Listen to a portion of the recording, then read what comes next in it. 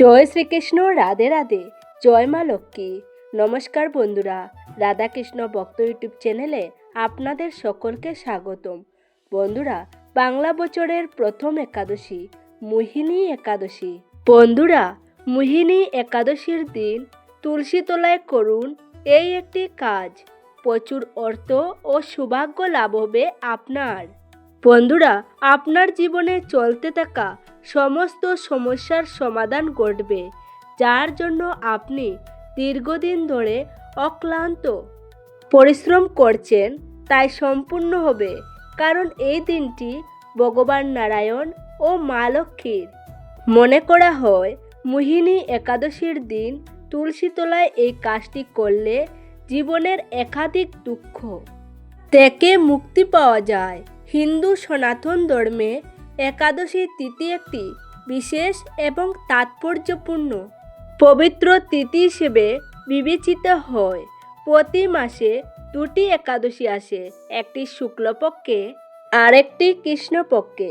সেই হিসাবে সারা বছরে মোট 24টি একাদশী পালিত হয়। প্রতিটি একাদশীর নিজস্ব নাম ও নিজস্ব মাহাত্ম্য রয়েছে। এই 24টি একাদশীর মধ্যে বৈশাখ মাসের শুক্লপক্ষের একাদশীটি অত্যন্ত বিশেষ। এই একাদশীকে বলা হয় মোহিনী একাদশী। এটি বাংলা বছরের প্রথম একাদশী। মোহিনী একাদশীর শুভ দিনে তুলসী তলায় কী করলে পরিবারের সুখ সমৃদ্ধিতে ভরে থাকবে, তুলসী তলায় কী কাজ করা শুভ হতে পারে আপনার পরিবারের জন্য, এবং এই দিন তুলসী তলায় কোন কাজগুলি ভুল করেও করা যাবে না। কারণ আপনি যদি এই কাজগুলি ভুল করেও করে ফেলেন, তাহলে মা লক্ষ্মী ও শ্রীহরি বিষ্ণু আপনার উপর চিরতরে অসন্তুষ্ট হতে পারেন। ফলে গড়ে নেমে আসতে পারে দারিদ্র্য ও অভাব। এই মোহিনী একাদশীর দিনটি আপনি যদি কিছু নিয়ম মেনে অতিবাহিত করতে পারেন, তাহলে আপনার জন্য সারা বছর অত্যন্ত শুভ হতে পারে। তাই ভক্তরা, আজকের ভিডিওটি খুবই গুরুত্বপূর্ণ হতে চলেছে। তাই আপনাদের সকলের কাছে অনুরোধ, ভিডিওটি আপনারা শুরু থেকে শেষ পর্যন্ত মনোযোগ সহকারে দেখবেন। যদি ভালো লাগে তবেই একটি লাইক করবেন আর কমেন্টে ভক্তি ভরে লিখুন জয় মা লক্ষ্মী, জয় শ্রীকৃষ্ণ, রাধে রাধে। তো চলুন শুরু করা যাক আজকের আলোচনা। মোহিনী একাদশী দিনটি অত্যন্ত পবিত্র ও আধ্যাত্মিক গুরুত্বপূর্ণ একটি দিন।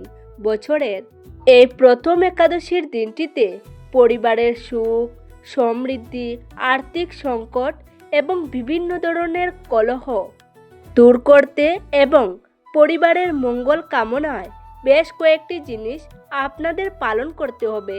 বিশেষ করে মনে রাখবেন, এই দিন তুলসী তলায় কোন কাজগুলি ভুল করেও করা যাবে না, এবং তুলসী তলায় কী কাজ করা শুভ হতে পারে আপনার পরিবারের জন্য।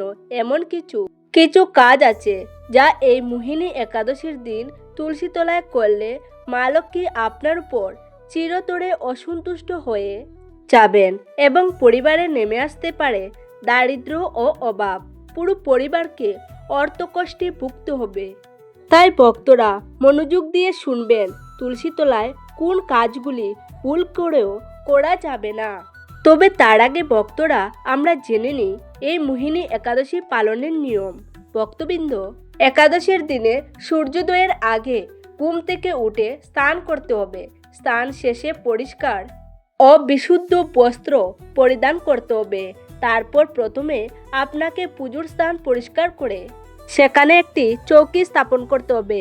পুজোর জন্য প্রয়োজনীয় সামগ্রীগুলি হলো ভগবান নারায়ণের একটি মূর্তি বা ছবি, একটি চৌকি, চৌকির উপর জন্য একটি লাল কাপড়, পঞ্চামৃত তৈরির জন্য লাগবে কাঁচা দুধ, দই, ঘি, চিনি এবং গঙ্গা জল। এখানে মধু ব্যবহার করা যাবে না। এইসব সামগ্রী প্রস্তুত করে পূর্ব দিকে মুখ করে বসতে হবে। পুজোর স্থানে সব সামগ্রী সাজিয়ে নিতে হবে। এরপর একটি তামার পাত্রে গঙ্গা জল ও কিছুটা বিশুদ্ধ জল নিয়ে প্রথমে স্নান ও পুজোর সামগ্রী শুদ্ধ করতে হবে। কারণ এই সামগ্রীগুলো আমাদের কাছে আসার আগে অনেকের হাত দিয়ে এসেছে, তাই ভগবানকে অর্পণ করার আগে শুদ্ধিকরণ করা প্রয়োজন। লোটার জল ফুলের মাধ্যমে ছিটিয়ে একটি মন্ত্র উচ্চারণ করে জল ছিটিয়ে দান ও সামগ্রী শুদ্ধ করতে হবে। এরপর চৌকির উপর লাল বা হলুদ কাপড় বিছিয়ে তার উপর ভগবান নারায়ণের ছবি বা মূর্তি স্থাপন করতে হবে। ভগবানের সামনে একটি প্রদীপ রাখতে হবে। যদি ঘিয়ের প্রদীপ হয় তবে ডান দিকে রাখতে হবে, আর যদি তেলের প্রদীপ হয় তবে বাঁ দিকে রাখতে হবে। প্রদীপের বিপরীত দিকে ধূপ রাখতে হবে। প্রদীপের নিচে আসন হিসেবে ফুল রাখতে পারেন কিংবা সামান্য গম বা অন্য শস্য রাখতে পারেন। এরপর একটি ছোট পাত্রে সামান্য জল হাত ধোয়ার জন্য রাখতে হবে। তারপর পুজোর আসনে বসে পুজো শুরু করতে হবে। প্রথমে সেই পাত্র থেকে একটি জল ডানাতে নিয়ে হাত ধুতে হবে। তারপর 3 বার আচমন প্রক্রিয়া সম্পূর্ণ করতে হবে, অর্থাৎ সামান্য জল 3 বার করে গ্রহণ করতে হবে। কারণ যারা ব্রত পালন করেন তাদের জানা উচিত, নির্জলা একাদশীর ব্রতে সামান্য জল গ্রহণ করলে কোনো দোষ হয় না। শাস্ত্রেও এই কথা বলা হয়েছে। কারণ পুজোর সময় আচমন প্রক্রিয়া সম্পূর্ণ করা খুবই গুরুত্বপূর্ণ। তাই প্রতিটি মন্ত্র উচ্চারণ করে 1 চামচ করে জল নিতে হবে। যেখানে মাত্র 2 ফোঁটা জল থাকবে তা পান করতে হবে। এরপর নিজের কপালে তিলক দিন এবং হাতে মৌলি নিয়ে বাঁধুন। যদি পরিবারের সদস্যরাও একসাথে পুজো করে তবে তাদের কপালেও তিলক দিন এবং হাতে মৌলি বেঁধে দিন। এরপর ভগবানকে ধূপ ও দীপ দেখান ও নৈবেদ্য হিসেবে ভোগ নিবেদন করুন। ভোগ নিবেদনে মিষ্টি ও বিভিন্ন ফল দিতে পারেন। এখন আমের মৌসুম, যদি আম থাকে তবে ভগবানকে আম নিবেদন করতে পারেন, না থাকলে মিশ্রি বা বাতাসাও দিতে পারেন। এরপর যেটুকু দক্ষিণা দিতে চান ভগবানকে অর্পণ করুন এবং হাত জোড় করে প্রণাম জানান। এইভাবেই মোহিনী একাদশীর ব্রত সম্পূর্ণ করুন। চলুন ভক্তরা, এবার জেনে নেওয়া যাক তুলসী তলায় সেই বিশেষ কাজটি সম্পর্কে, যার জন্য আপনি দীর্ঘ সময় ধরে অপেক্ষা করছেন। তবে তার আগে প্রথমেই ভিডিওটি অবশ্যই লাইক করে দিন। তো চলুন শুরু করা যাক। মোহিনী একাদশীর দিন তুলসী পুজোর সাথে অবশ্যই আপনারা তুলসী তলায় যদি এই কয়েকটি কাজ বা এই কয়েকটি ক্রিয়াকলাপ করতে পারেন তা অত্যন্ত শুভ হতে পারে। দেখবেন ভাগ্য আপনার বদলে যাবে বেশ কয়েকদিনের মধ্যে। তা অবশ্যই আপনারা মনোযোগ দিয়ে শুনবেন। এই মোহিনী একাদশীর দিন তুলসী তলায় কী কী কাজ করা অত্যন্ত শুভ হতে পারে। বিশেষ করে এই 4টি তুলসী পাতা যদি আপনারা এই মোহিনী একাদশীর দিনে এই স্থানে রাখতে পারেন তা অত্যন্ত শুভ হতে পারে। এই ক্রিয়াকলাপকে মহাসিদ্ধি ক্রিয়াকলাপ বলা হয়েছে, যা আপনার জীবন বদলে দিতে পারে। তা অবশ্যই মনোযোগ দিয়ে শুনুন। তুলসী তলায় কী কী কাজ করা শুভ হতে পারে আপনার পরিবারের জন্য। বিশেষ করে প্রথমে যে ক্রিয়াকলাপটি করবেন এই দিন তা হচ্ছে এই মোহিনী একাদশীর দিন সন্ধ্যাবেলায় একটি শুদ্ধ মাটির প্রদীপ নেবেন। এতে গরুর কাটি ঘি ব্যবহার করবেন। মনে রাখবেন প্রদীপের সুলতে যেন তুলুর না হয়ে মৌলি সুতা বা লাল সলতের হয়। এই লাল সলতে সৌভাগ্যের প্রতীক। প্রদীপটি তুলসী তলায় রাখার সময় মুখ উত্তর পূর্ব দিকে রাখবেন। প্রদীপ জ্বালানোর সময় মনে মনে বলবেন, শুভং করতি কল্যাণং, আরোগ্য ধন সম্পদ। এতে আপনার ঘরের বাস্তুদোষ এবং অকাল মৃত্যুর ভয় দূর হবে। যদি আপনারা এই নিয়মে একাদশীর দিন তুলসী তলায় প্রদীপ জ্বালাতে পারেন তাহলে মা লক্ষ্মীর কৃপা সর্বদা আপনার পরিবারের সাথে থাকবে। দ্বিতীয়ত, মোহিনী একাদশীর দিন স্নান করে শুদ্ধ বস্ত্র পরিধান করে তুলসী তলার মাটি সামান্য কপালের তিলক হিসাবে ধারণ করে এরপর তুলসী গাছের গোড়ায় বা তুলসী মন্দিরে চন্দন সিঁদুর দিয়ে একটি স্বস্তিক চিহ্ন আঁকবেন। স্বস্তিকা হলো সিদ্ধির প্রতীক। এটি করলে আপনার আটকে থাকা কাজগুলো দ্রুত সম্পূর্ণ হতে শুরু করবে। তৃতীয় ক্রিয়াকলাপ, শুধু প্রদীপ জ্বালানোই যথেষ্ট নয়। এই মোহিনী একাদশীর দিন প্রদীপ জ্বালানোর পর তুলসী গাছকে অন্তত 9 বার বা 27 বার প্রদক্ষিণ করবেন। প্রদক্ষিণ করার সময় এই ছোট্ট মন্ত্রটি পাঠ করবেন। মহাপ্রভু জননী সর্বসৌভাগ্য বর্ধিনী আদি বেদী হরা নিত্য তুলসীতম নমস্তুতে। এটি করলে আপনার জীবনে বা আপনার পরিবারে সুখ সমৃদ্ধি বজায় থাকবে। কোনো দিন কোনো সমস্যার সম্মুখীন হতে হবে না। চতুর্থ ক্রিয়াকলাপ, যাদের আর্থিক উন্নতি হচ্ছে না তারা এই দিনে একটি নতুন লাল উন্না তুলসী গাছে জড়িয়ে দেবেন এবং টবের পাশে একটি কড়ি রেখে দিন। পরের দিন সেই কড়িটি নিয়ে আপনার আলমারিতে বা টাকা রাখার বাস্কে রেখে দিতে পারেন। এটি মা লক্ষ্মীকে আপনার ঘরে আকৃষ্ট করবে। এই মোহিনী একাদশীর শুভ দিনে বিশেষ করে আপনাদের সাথে যে তুলসী তলায় ক্রিয়াকলাপটি করার কথা বলা হলো সেটি অবশ্যই মনে ভক্তি নিয়ে করবেন এবং বিশেষ করে 4টি তুলসী পাতা অবশ্যই আপনারা গঙ্গা জলে রেখে সেই জলটি আপনার পুরো বাড়িতে ছিটিয়ে দেবেন।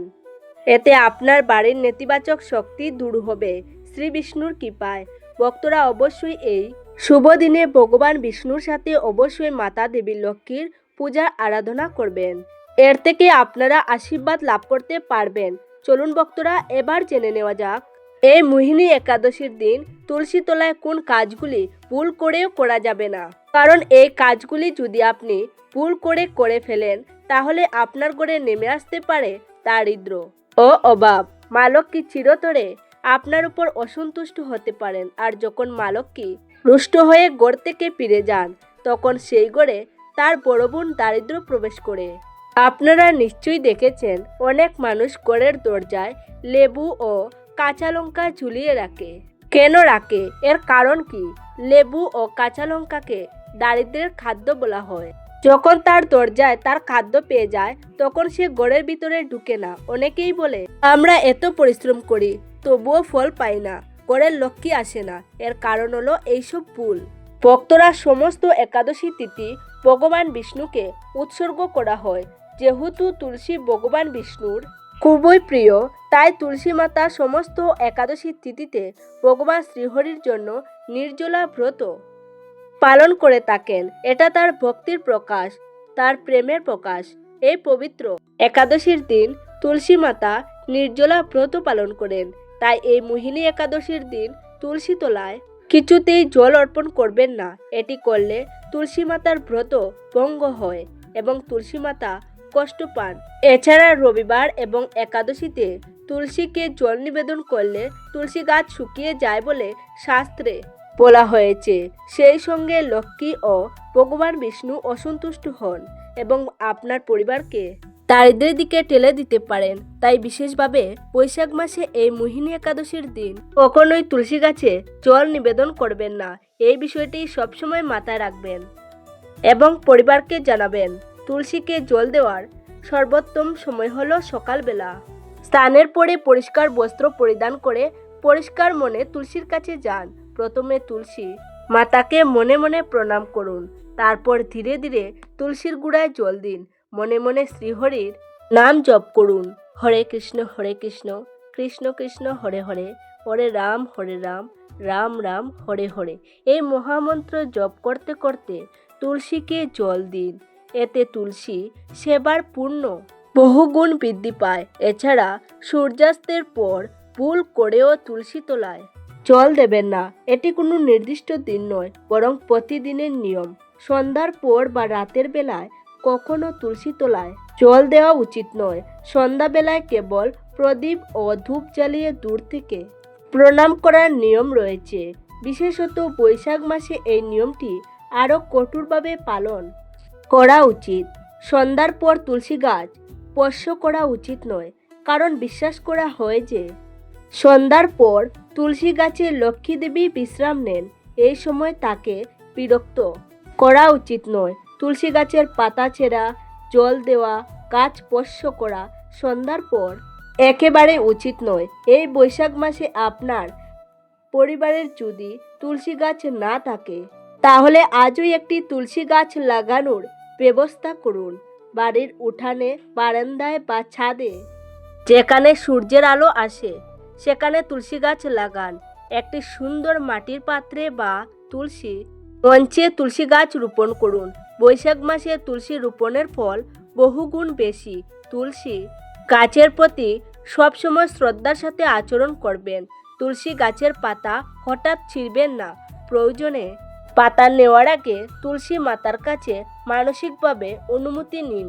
ভগবানের পূজা বা খাবারে তুলসী পাতা ব্যবহারের আগে একটু মন দিয়ে তুলসী পাতার নাম স্মরণ করুন। গাছের আশেপাশে পরিষ্কার রাখুন।